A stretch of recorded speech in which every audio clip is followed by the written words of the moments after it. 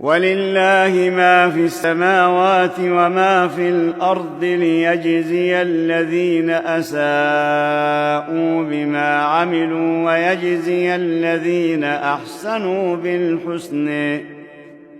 الذين يجتنبون كبير الإثم والفواحش إلا اللمم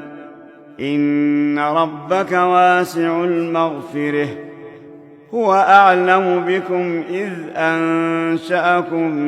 من الأرض وإذ أنتم أجنة في بطون أمهاتكم فلا تزكوا أنفسكم هو أعلم بمن اتقي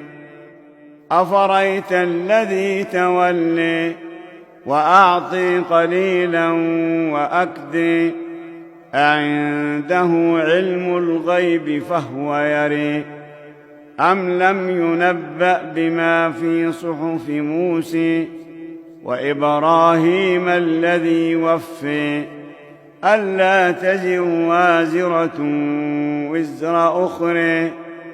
وأن ليس للإنسان إلا ما سعي وأن سعيه سوف يري ثم يجزيه الجزاء الأوفى وأن إلى ربك المنتهى وأنه هو أضحك وأبكي وأنه هو أمات وأحيي وأنه خلق الزوجين الذكر والأنثى من نطفة إذا تمني وأن عليه النشأة الأخرى وأنه هو أغني وأقني وأنه هو رب الشعر وأنه أهلك عادا الأولي وثمودا فما أبقي وقوم نوح من قبل إنهم كانوا هم أظلم وأطغى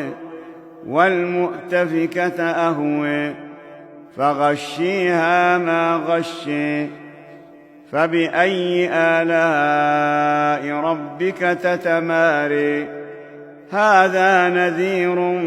من النذر الأولي أزفت الآزفة ليس لها من دون الله كاشفة أفمن هذا الحديث تعجبون وتضحكون ولا تبكون وأنتم سامدون فاسجدوا لله واعبدوا